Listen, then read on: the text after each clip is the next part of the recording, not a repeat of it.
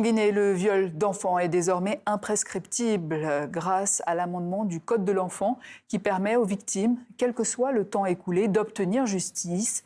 Sachant qu'en Guinée, 75% des victimes sont mineures selon Amnesty International. Quelles sont les réactions après cette réforme? On voit cela avec ce reportage d'Abdoulrahman Ba, récit Thibaut Gross, Véronique Pérez, et c'est le choix de la rédaction. Excusez-moi, mais c'est un peu difficile pour moi de revenir sur tout ça. C'est un lourd traumatisme que porte Ensira depuis 17 ans. Elle a choisi de témoigner anonymement.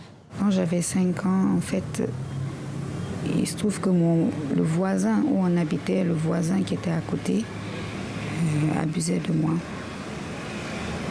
Et arrivé à un moment où je ne pouvais plus tenir, j'avais déjà même très peur de lui. J'ai dû le dire à mes parents, mais à cause de la proximité, ils ne m'ont pas demandé, mais c'est comme si on m'exigeait de ne rien dire. Une enfant réduite au silence et impossible pour l'adulte qu'elle est devenue de porter plainte. Car en Guinée, la durée de prescription pour les violences sexuelles était jusqu'ici de 10 ans. Un délai supprimé dans la nouvelle version du Code de l'enfance, amendé le mois dernier, de quoi lui redonner espoir. Mais je souhaite vraiment porter plainte et essayer moi-même de me remettre de cet acte. En Guinée, l'impunité a longtemps régné dans la lutte contre les violences sexuelles. 75% des victimes sont mineures, selon l'ONG Amnesty International. Cette association de défense des droits des femmes salue donc ce nouvel arsenal juridique.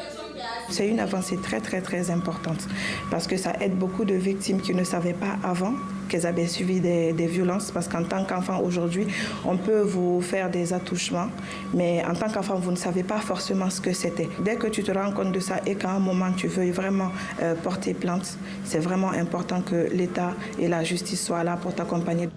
Le nombre de plaintes déposées reste faible dans le pays. Seulement 112 victimes déclarées en 2025. Preuve que le chemin sera long pour faire évoluer les mentalités, selon ce psychologue. Parfois, la société se rend complice, les familles, les différentes communautés se rendent complices en couvrant les violeurs. On essaie toujours de résoudre à l'amiable. Alors c'est une forme de couverture qui doit cesser, qui doit s'estomper.